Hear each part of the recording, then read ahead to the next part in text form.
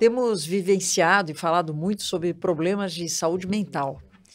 E talvez por um certo estigma você demore para acreditar que esse diagnóstico possa ser depressão, porque muitas vezes a depressão é vista como uma fraqueza emocional e nós não podemos ser fracos.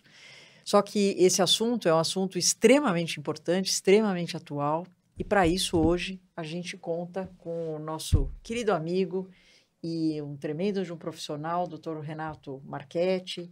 Ele é psiquiatra do Instituto de Psiquiatria do Hospital das Clínicas, da Faculdade de Medicina da USP aqui de São Paulo, e também é coordenador do projeto de neuropsiquiatria do mesmo instituto. Renato, é um tremendo de um prazer ter você aqui para a gente discutir um assunto que a gente acha que não é do nosso dia a dia como infecto e como pediatra, mas a gente vai ver que tem muita coisa em comum. Né, Renato? Não tem dúvida. Obrigado, Renato, está conosco. Um prazer, sempre está um prazer com vocês aqui conversando. Vamos começar do começo, Rosana? Vamos começar do começo. Vamos começar definindo depressão? Exatamente. Acho que a pergunta, eu acho que é básica, né? É o que é, né? E quais, sei lá, como é que você caracteriza alguém com depressão? É só uma tristeza? O que você pode falar para nós? Qual a diferença, né, de uma depressão de alguém que está triste? Essa pergunta é interessante porque ajuda a gente a fazer a definição e também explicar melhor essa ideia do conceito de doença, né? Acho que primeiro a gente precisa lembrar que a vida emocional das pessoas tem manifestações diferentes e variadas. Então, por exemplo, todo mundo sabe o que é tristeza e sabe por que normalmente nós ficamos tristes. A gente perde um ente querido, fica triste, tem uma decepção amorosa, isso pode acontecer também. Eventualmente a gente fica preocupado com uma situação e fica ansioso, assim por diante. Então, todos nós conhecemos essas diferentes manifestações, mas também é verdade que ao longo da história, do desenvolvimento da medicina, foi ficando evidente que muitas vezes as manifestações emocionais poderiam apresentar características patológicas. Então, dentre as diferentes características patológicas e as diferentes condições em que isso se manifesta, tem os quadros depressivos. Esses quadros depressivos foram estudados, o diagnóstico, o tratamento foi sendo refinado ao longo do tempo e hoje, a depressão é uma condição patológica bastante estudada. Ela na verdade, se a gente for olhar de maneira aprofundada, ela é complexa, mas existe um conjunto de manifestações que são característicos. Existem vários tipos diferentes de manifestações depressivas na psiquiatria, diferentes doenças podem apresentar sintomas depressivos, mas tradicionalmente existem os chamados transtornos do humor, e um deles, importante, é o que nós chamamos de depressão maior. Para você fazer o diagnóstico de depressão maior, você tem que ter um conjunto de aproximadamente, pelos sistemas de classificação atuais dos psiquiatras, a gente tem que ter um conjunto, a gente tem um conjunto de sintomas, de aproximadamente 10 sintomas, dependendo do tipo de sistema classificatório, 10 ou 9 sintomas. E para você fazer, vamos dizer assim, o diagnóstico de depressão, o indivíduo precisa ter pelo menos 5 desses sintomas. Metade deles, sendo que 2 obrigatoriamente, por um período de aproximadamente 2 semanas ou mais, durante a maior parte do tempo. E essas manifestações, elas têm que provocar um sofrimento significativo ou uma disfunção significativa. Bom, quais são esses sintomas? Os essenciais tem a tríade, tem 4 ou 5 sintomas, vamos contar juntos, que são bem fáceis de a gente intuir que é uma depressão. Então, o primeiro deles é o que a gente chama humor depressivo, que é tristeza, está para baixo, mais quieto, mais quieto, assim por diante. O segundo é o que a gente chama de anedonia ou apatia, também a gente pode dizer, que é você perder o interesse, perder a capacidade de sentir prazer, sentir um desânimo generalizado. Então, esses 2 sintomas, pelo menos um deles precisa estar presente para você fazer o diagnóstico de depressão. Aí nós temos desesperança, quando a pessoa olha para o futuro e vê tudo de maneira pessimista. Nós temos sentimento de inutilidade ou de culpa, quando a pessoa olha para o passado e fica se condenando pelo que fez, por estar doente, assim por diante. E, por último, as ideias de morte e suicídio. Esses 5 são os componentes emocionais que todo mundo identifica com tristeza, mas que, na verdade, pela intensidade, pela conjunção dos fatores, a gente chama de depressão.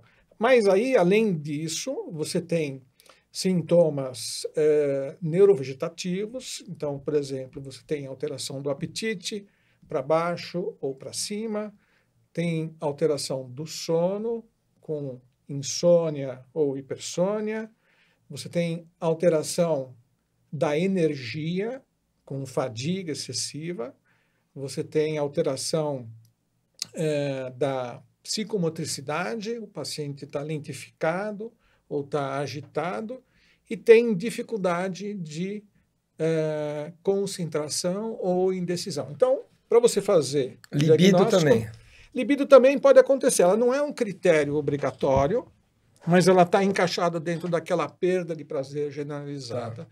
E também a gente pode colocar dentro dos sintomas neurovegetativos. Entendi. Ou seja, então, dessa lista toda que você falou, se você identifica pelo menos 5 desses pontos e 2 obrigatórios... E um obrigatório... Um obrigatório dos dois. Tá. Agora, a depressão, Renato, ela é uma doença genética, ou seja, só tem depressão quem pode, não é quem quer. Você nasce com... É uma doença orgânica, ou seja, falta neurotransmissor, por isso a doença se desenvolve. É uma doença emocional, psicológica. Qual é a raiz? Por que a pessoa... do ambiente, ou é só uma genética? Ou é tudo junto, né? Na verdade é tudo junto. Quer dizer, é tudo junto com diferentes pesos, dependendo do tipo de depressão que o paciente tem. Mas é mais ou menos fácil da gente explicar. Primeiro, existe uma associação robusta entre depressão e estressores psicossociais. Então, perdas, fenômenos, grandes tragédias, catástrofes sociais. Pandemia houve um aumento da prevalência de depressão no mundo como um todo. Você tem ameaças à vida, pessoais, perdas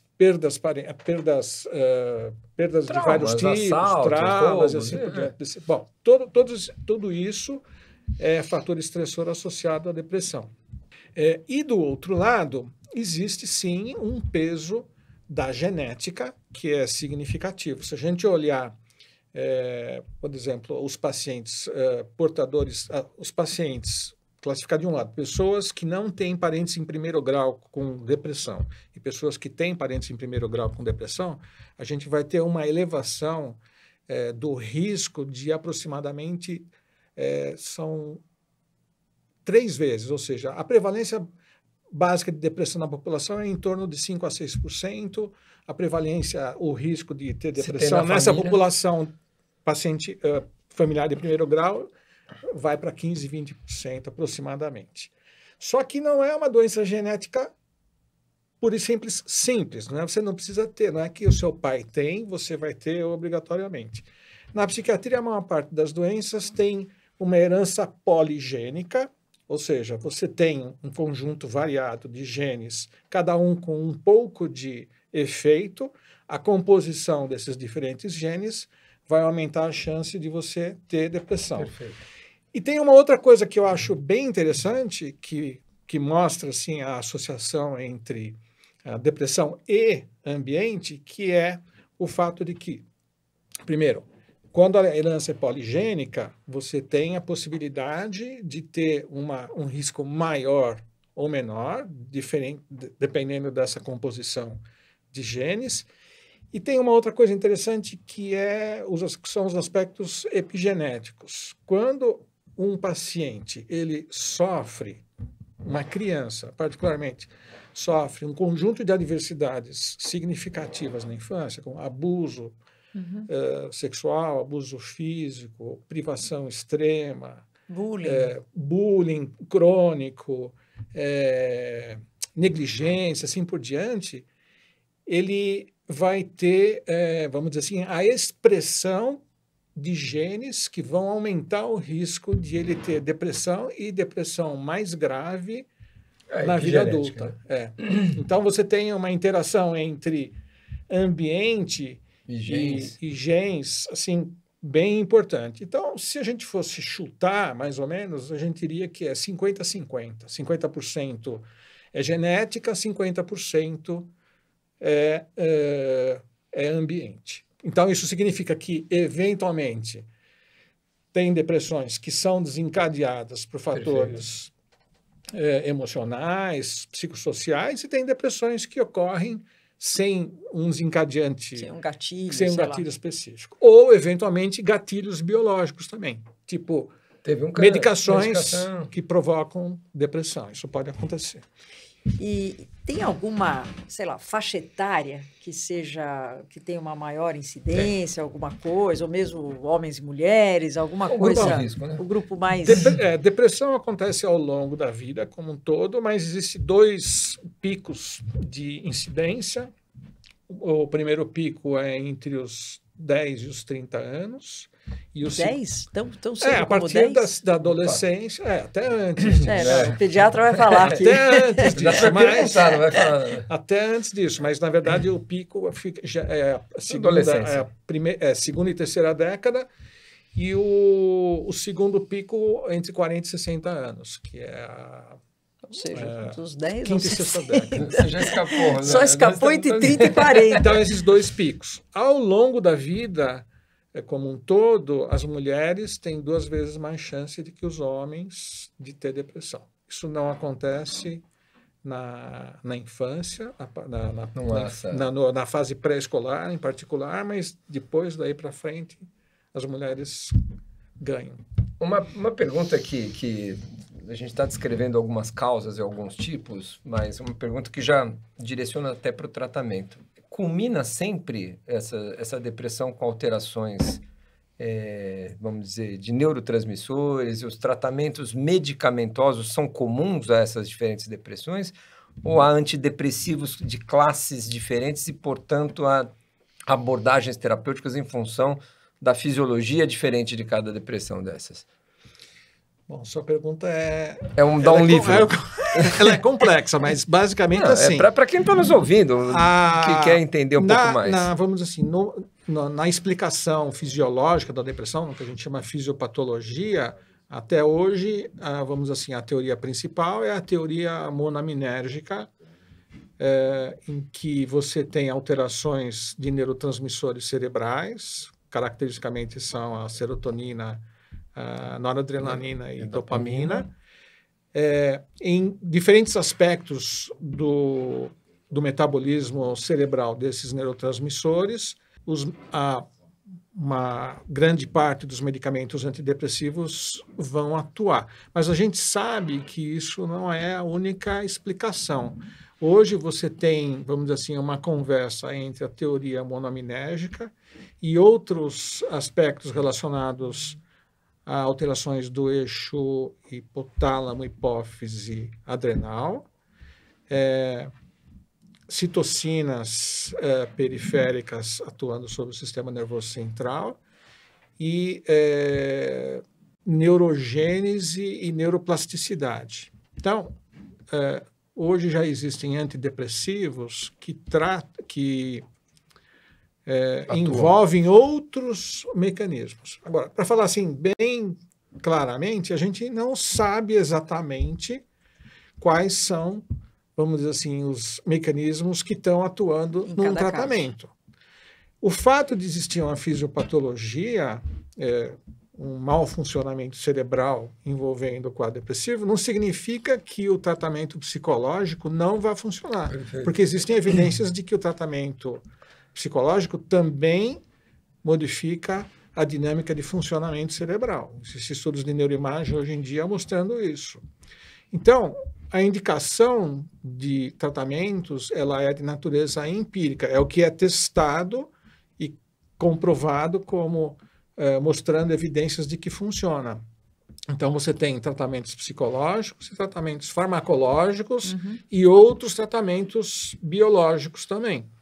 Então, a indicação, ela varia? Ela varia, mas, grosso modo, a gente pode dizer que a maior parte dos casos melhora mais quando você tem uma associação de tratamento psicológico com um tratamento farmacológico. Perfeito. Eu tenho uma pergunta, quase pessoal, que é o seguinte. Pelo que você explicou, eu sou mulher, eu tenho risco maior, risco estatístico. Se eu tiver história familiar, o meu risco aumenta. Vamos supor que eu esteja na faixa etária de maior incidência. Basicamente, a prevenção, alguém que acha que pode ter, por se encaixar nos fatores de risco, o que pode fazer para prevenir? Dá para fazer alguma coisa? Dá. Obviamente, a gente não, vamos dizer assim, pode ter limites a essa situação, mas existe, vamos dizer assim, alguma evidência de que o estilo de vida é um fator que pode contar contra você, ou aumentar o seu risco de desenvolver depressão, ou, ao contrário, pode ser um fator de, vamos dizer assim, de resiliência do seu sistema nervoso ao desenvolvimento da depressão. Bom, então existem algumas regras. Primeiro, você teria que estabelecer se você é a pessoa de risco ou não. Então, essa questão da genética é uma questão importante, padrão de personalidade, nível de saúde física que você tem, rede social e coisas do tipo. Bom, coisas básicas de prevenção são relacionadas com o estilo de vida. Então, basicamente, estilo de vida saudável, que todos sabem o que é. Hoje em dia, vamos dizer assim, está se caminhando até mais no sentido de tentar estabelecer se, por exemplo, algum padrão de dieta ou algum padrão de controle da microbiota tem algum efeito, mas isso não é ainda completamente estabelecido. Mas, grosso modo, a gente diria que uma dieta saudável, exercício físico é um fator reconhecido de protetor, né? Protetor e eventualmente terapêutico em casos de depressão não tão graves, então isso efetivamente é um fator. Sono, uma higiene do sono saudável, isso é um fator de proteção, porque os transtornos do sono, por exemplo, apneia obstrutiva do sono, eles aumentam a chance de você desenvolver e agravar a depressão. Então, você ter uma boa higiene do sono, uma boa saúde do sono é um fator importante. Socialização e ter vamos dizer assim, é muito importante. Mesmo redes sociais. Aí eu acho que, ao contrário, existem evidências atuais, particularmente para as crianças e adolescentes, de que as redes sociais são muito prejudiciais para a saúde mental, particularmente no sentido de aumentar a incidência de transtornos ansiosos, transtornos depressivos, suicídio. Então, ao contrário. Mas socialização ao vivo, a cores, olho no olho, vida real, isso sim é um fator bastante significativo. Bom, eu acho que eu não podia deixar de perguntar sobre as crianças. Eu sou pediatra, Renato, faz mais de 30 anos. E eu tinha transtorno de saúde mental no meu consultório há 30 anos atrás, com uma frequência muito menor do que eu vejo hoje, mas muito menor. Claro que a gente hoje está muito mais atento, faz muito mais diagnóstico, antecipa muito mais. Não é possível que tanta coisa passasse desapercebida há décadas atrás, que hoje a gente vê com muita frequência. Distúrbios, especialmente na escola, muitos deles envolvendo redes sociais, autoimagem, distúrbios de bullying, como a gente já comentou aqui, distúrbios de imagem do corpo, distúrbios alimentares, bulimia, enfim, isso é muito frequente, depressão, crise de ansiedade. O que está acontecendo com essa juventude, né?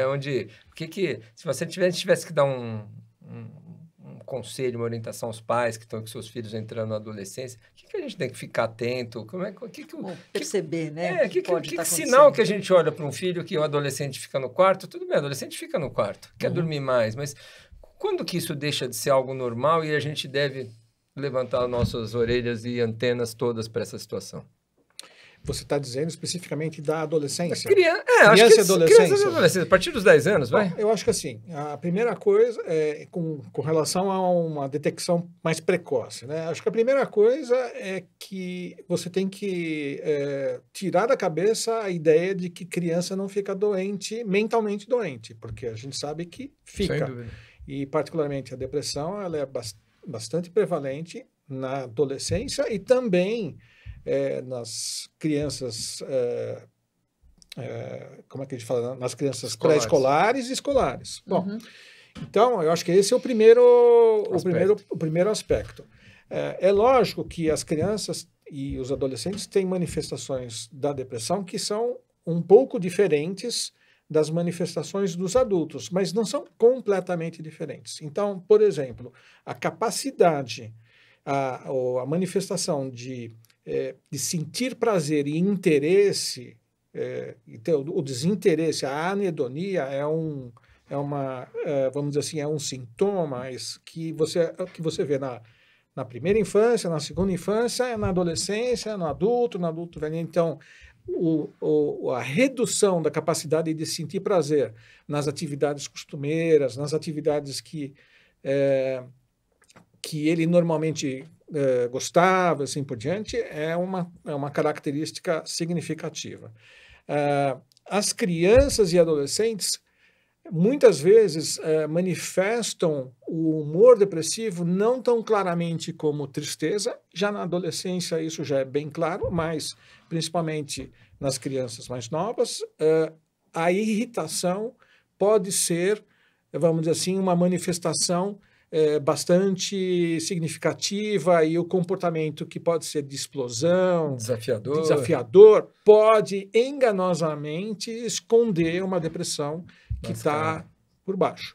As alterações neurovegetativas também ocorrem em todas essas faixas. Então, a perda de sono ou o sono excessivo, a perda de apetite, o aumento de apetite, a alteração de peso, todas essas coisas são bastante encontradas vamos dizer assim, em toda essa faixa etária. É lógico que você vai ver esses sintomas, mas aí você vai ter que também, vamos dizer assim, avaliar essas manifestações emocionais. Por exemplo, um adolescente pode ficar triste um dia, pode ficar irritado, pode ter uma flutuação de humor. Ok, isso a gente sabe que é bastante comum. Mas quando isso se torna constante, duradouro, e quando passa a ter um impacto significativo com, por exemplo, isolamento, ou a criança que não quer mais ir à escola, fica extremamente medrosa, não quer sair do lado do pai e da mãe, ou que começa a manifestar ideação de morte, ideação de culpa, de maneira relativamente constante, isso são sinais ótimas dicas. Muito bom. E falamos da pediatria, e eu não posso deixar de falar da Covid, né? Sim. Que nós vivenciamos toda a pandemia, e ficou muito claro o aumento do número de pessoas que realmente até hoje desenvolveram depressão e outros transtornos, né? Outros transtornos mentais. Então, eu queria saber, de um lado, como foi tua vida durante a pandemia em relação a isso, que eu acho que foi algo... E segundo, que você fale um pouco mais dessa relação mesmo, do impacto que teve, a gente até estava falando da pandemia na saúde mental dessas pessoas, e o que me chama a atenção, como infectologista, é como isso realmente, mesmo que você tente explicar para o paciente, olha, pior já foi, estamos em outro cenário... O paciente não consegue sair daquele medo, daquele... Então, eu acho que, né, lógico, precisa ser acompanhado por um especialista. Eu queria que você falasse um pouquinho do impacto da Covid na depressão. Eu só queria emendar que eu acho que a questão emocional da Covid, o isolamento, que tudo isso, e tem alguma evidência da doença, da infecção pelo SARS-CoV-2 com depressão também? Sim, Manifestações também não só sociais, mas sim, também sim, orgânicas sim, relacionadas sim, ao vírus. sim. Então, então, só para lembrar, então, houve experiência mundial, houve um aumento da prevalência na situação da Covid, ok? Então, isso afetou a sociedade como um todo. Bom, esse aumento da prevalência está relacionado com o quê? Obviamente, primeiro tem uma comoção social e todas as pessoas ficaram com medo de morrer, de ter adoecer, de ter sequelas. Então, o medo, a ameaça constante, a ameaça social, a divulgação desse risco, desse perigo em todas as mídias, assim por diante, é um fator associado à depressão. Outro fator associado à depressão são as perdas decorrentes da Covid. Muita gente perdeu entes queridos, família, pessoas conhecidas, significativas. Então, a perda é uma coisa. A preocupação prolongada, vamos dizer assim, com a saúde, né? Essa autoobservação o tempo inteiro é um fator estressor significativo. O isolamento social, a mudança do hábito, do ciclo de vigília e sono, muita gente manifestou esse tipo de problemática. A mudança vamos dizer assim, não só, vamos lá, você deixou de ir todos os dias ao trabalho, de se encontrar com pessoas, mas muitas vezes as pessoas foram obrigadas a ficar o dia inteiro, 24 horas por dia, casais, filhos, numa casa que foi programada apenas para ser dormitório e todo mundo junto ao mesmo tempo, com problema, perdeu o emprego, aconteceu isso, muita gente